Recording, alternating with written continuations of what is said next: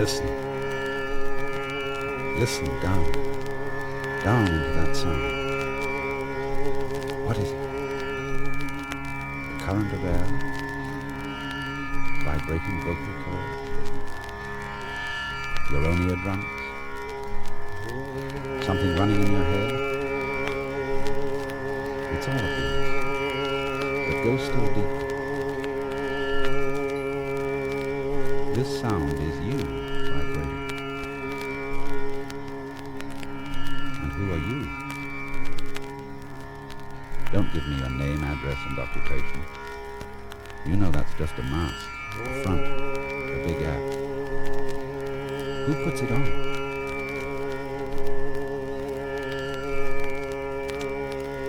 Who puts it on?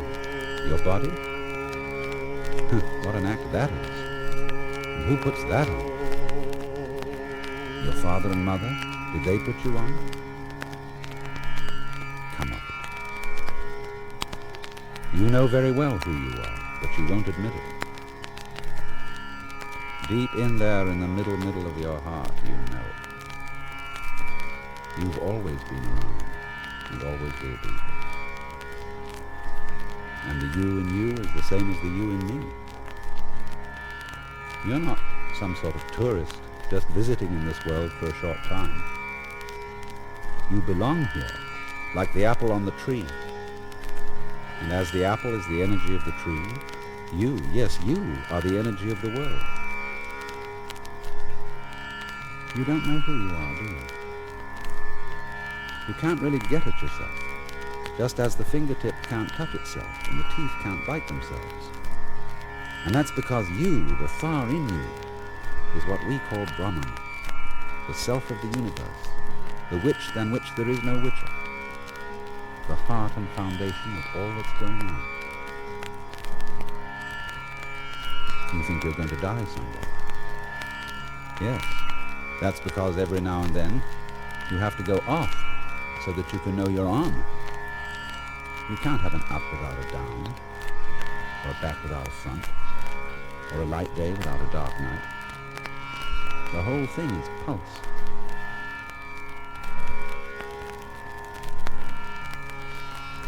So what are you doing, Bonnie? You're playing on and off with yourself, hide and seek with yourself. You're just passing eternal time with adventure. You forget who you are, really. Every now and then, you make like you're just a John Doe or a Mary Smith, or a butterfly, or a worm, or a star, and that you're lost in the middle of a big, big outside world that isn't you, that you don't understand and that you don't control. Of course. There has to be something else, something other, to bring out the feeling that you are you. And so that you can feel really you, that outside world has to feel really strange, different, weird. You old trickster. Deep down in, you know the whole bit. And therefore what you want is a surprise. So you have to let things get out of control. You have to feel lost and lonely to know you as you. And you play the thing out by inventing lusts and loves, fears and terrors, gnawing anxieties and screaming mimes. Also you can imagine, it's not really me, it's it that runs the show. But our secret is, as we say, Tattvamasi. You are it. You are running the show by not letting your right hand know what your left is doing, by making like there's a whopping great split between what you do and what happens to you. And this is what we call Maya, the great illusion, and Leela, the play, the big act. And you don't just play your game with such simple elements as on and off, black and white, or life and death. To seem as real can be, this world that you are playing must be so complicated that you can't figure it out. Especially if you're using figures to figure it. So, between black and white, there is the whole range of colors. Between thunder and silence, the whole scale of tones. And between something and nothing, between a smashing fist on the face and trying to touch air, there are all the textures of feeling. Burning, throbbing, pushing, hugging, fondling, tickling, kissing, brushing, and light wind on the skin. Your world is all these elements, of light and sound, of taste, smell and touch, woven together in many dimensions on the fabulous loom of your brain. Your brain, the most complicated thing in the world, which you yourself grew without even thinking about it.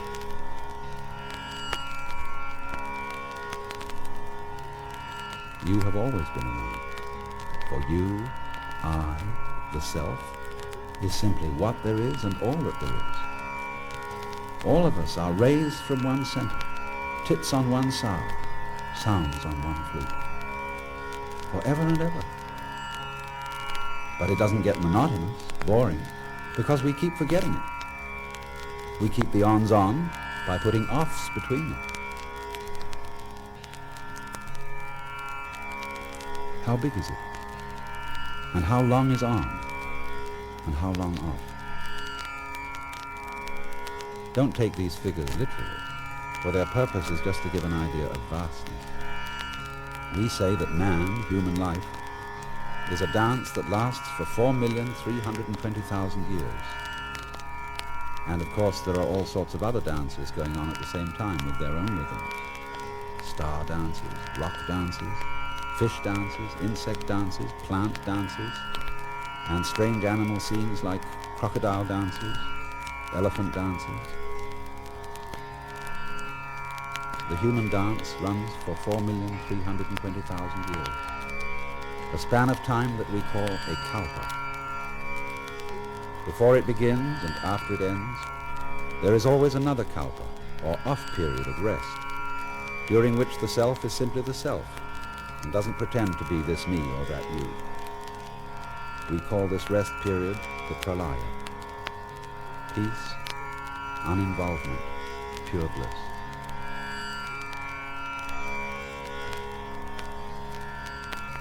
When 4,320,000 years of rest draw to a close, the Leela dance begins again, though it always seems like the first time. Every day is today. And then through many centuries, through many pulses of waking and sleeping, life and death, you stretch your world out through a span of time that varies in mood like the rainbow, running from purple to red, from royal delight to destruction and fire. For as there is no purple without red, there is no pleasure without pain.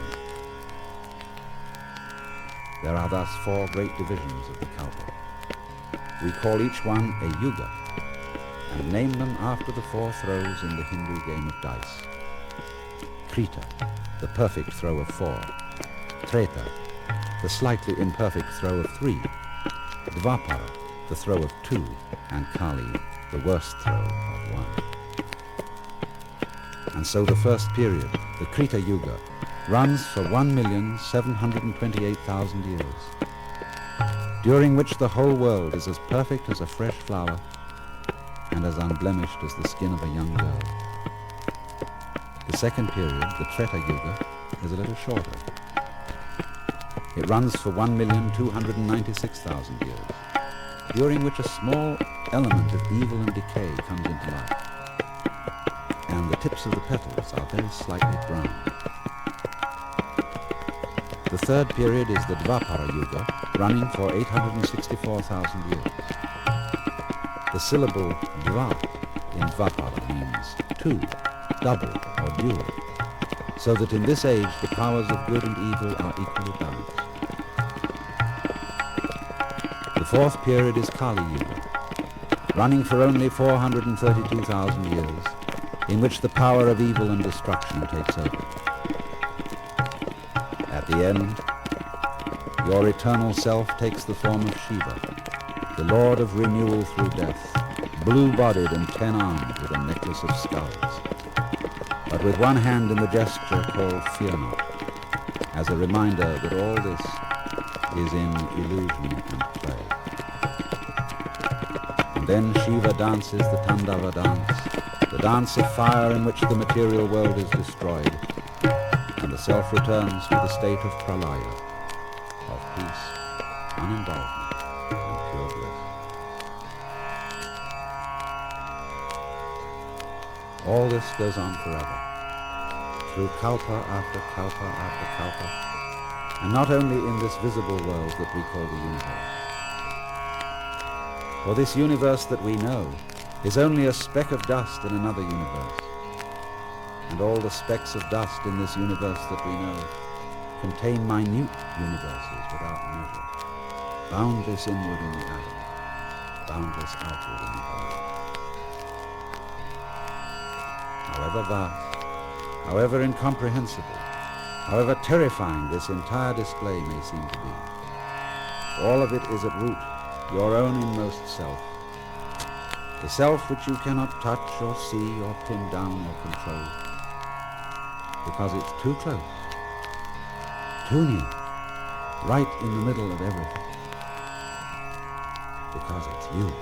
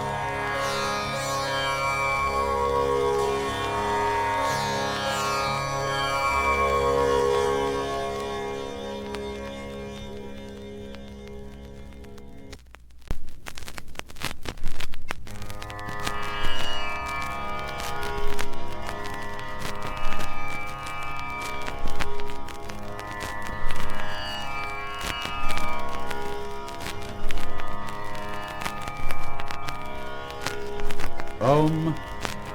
This word is the whole universe. It is explained that everything past, present and future is the sound Om. And whatever is beyond these three divisions of time, that also indeed is Om.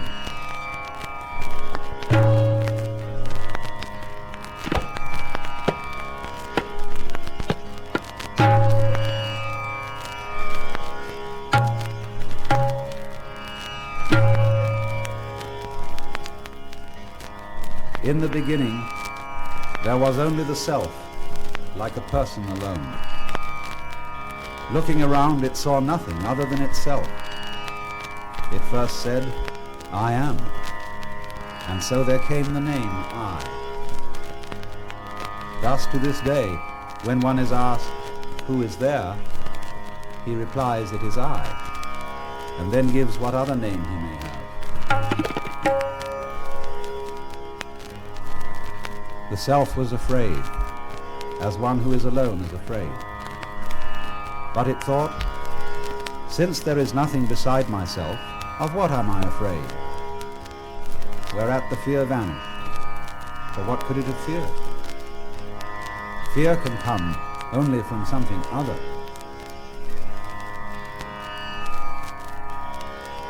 But the self had no delight, as one alone has no delight. It desired another. It expanded to the form of male and female in tight embrace, and then fell into two parts. Thus it is that everybody is one half, like one of the halves of a split pea, and the missing half is filled by a spouse. Then he coupled with her and produced all human beings. She thought, how can he have intercourse with me, having produced me from himself? I will hide. She became a cow, but he became a bull, and coupling with her produced all cattle. And in turn she became a mare, and he a stallion. She a female donkey, and he a male donkey. She a she-goat, and he a he-goat. She a ewe, and he a ram. And thus were born from their union all beings that exist in pairs, down to the very ants. He knew, I am in fact this universe, for I have produced it all. In this way, he became the universe.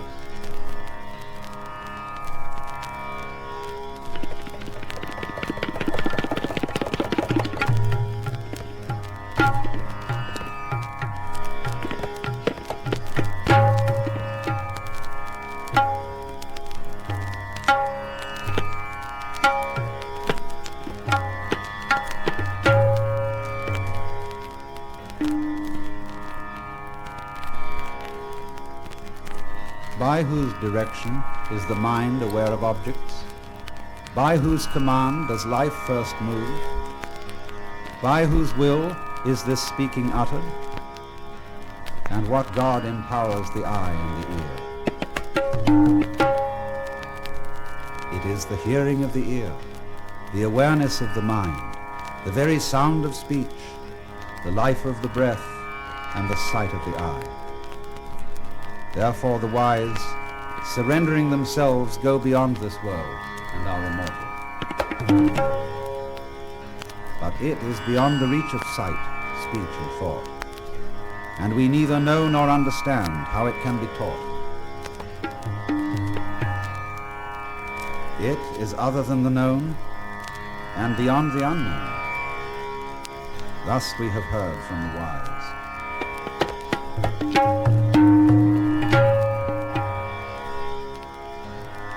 It is that which cannot be spoken, but by which we speak. It is that which cannot be thought, but by which we think. It is that which cannot be seen, but by which we see. It is that which cannot be heard, but by which we hear. It is the breath which cannot be held, but by which we breathe. It is known to those who do not know it. To those who know it, it is unknown. It is not understood by those who understand it. It is understood by those who understand it not.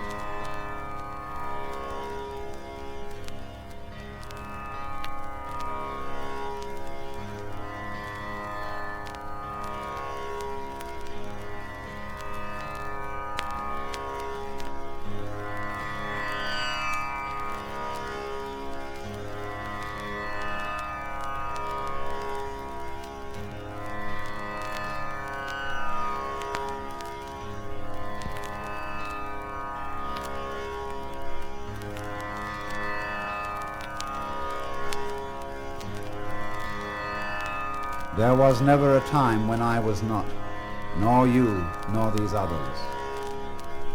Nor will there ever be a time to come when we shall cease.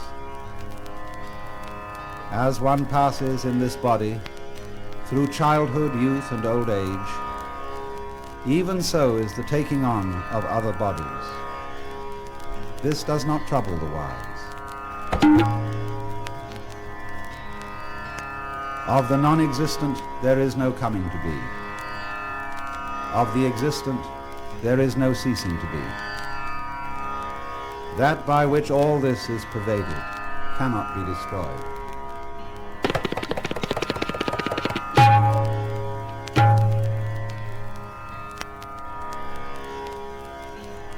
As one casts off worn-out clothes and puts on others that are new, even so the self casts off worn-out bodies and assumes others that are new. Weapons cannot cut this self.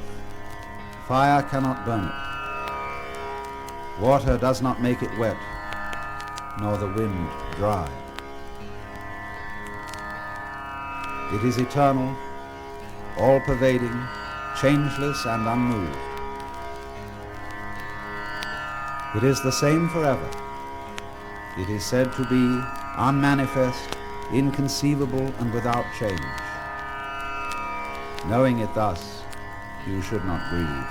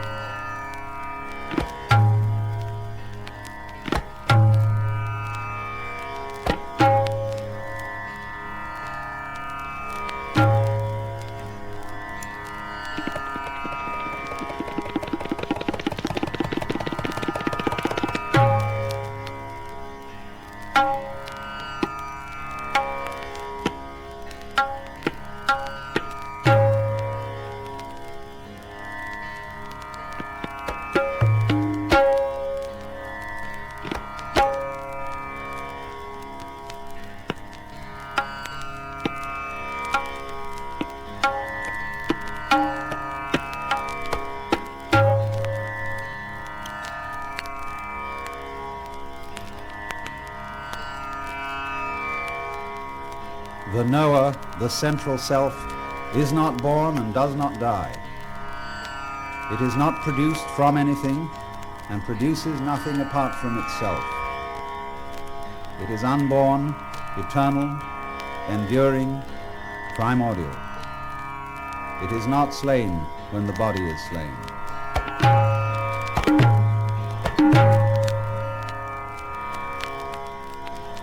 If the slayer thinks he slays, or if the slain thinks he is slain, neither understand. It neither slays nor can be slain.